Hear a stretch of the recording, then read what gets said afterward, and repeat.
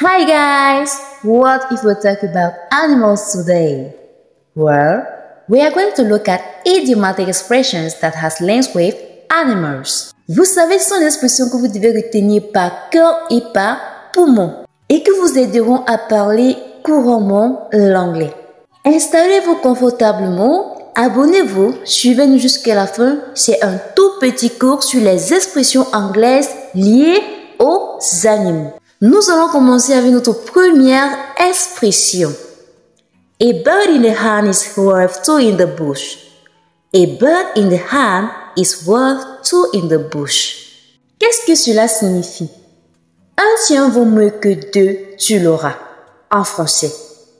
Alors c'est un adage qui nous invite à nous contenter de ce que nous trouvons, au risque de chercher en vain d'autres opportunités.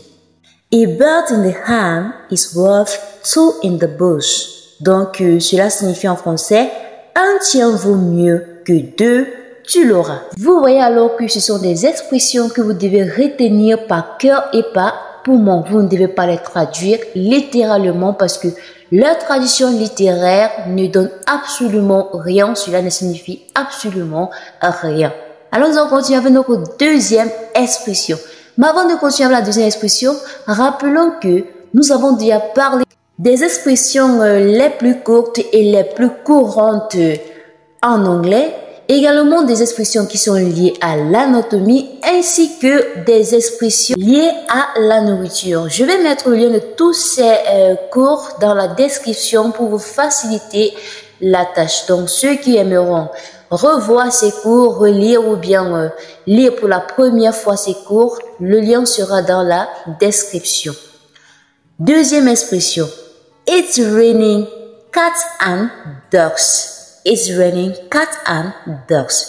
C'est l'une des phrases anglaises les plus courantes. Sa traduction française est « Il pleut des cordes ». Donc, lorsque vous voulez dire « Il pleut des cordes » en anglais, dites tout simplement « It's raining cats and dogs ». Et nous sommes à la dernière expression, une expression que j'aime beaucoup, une expression que j'aime vraiment utiliser. Alors, comment dire « quand les poules auront les dents » en anglais? Quand les poules auront les dents en anglais, cela se dit tout simplement « when pigs can fly ». When pigs can fly. Lorsque nous voulons traduire cette phrase littéralement, cela nous donnera « quand les cochons pourront voler ». Quand les cochons pourront voler. C'est ça la traduction littéraire de « when pigs can fly ». En français comme en anglais, c'est une expression qu'on utilise généralement pour dire que quelque chose n'arrivera pas.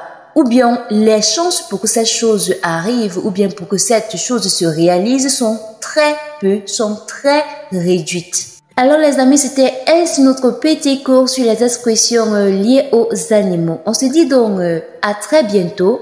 Continue practicing your English with la maîtresse. Have a nice day guys.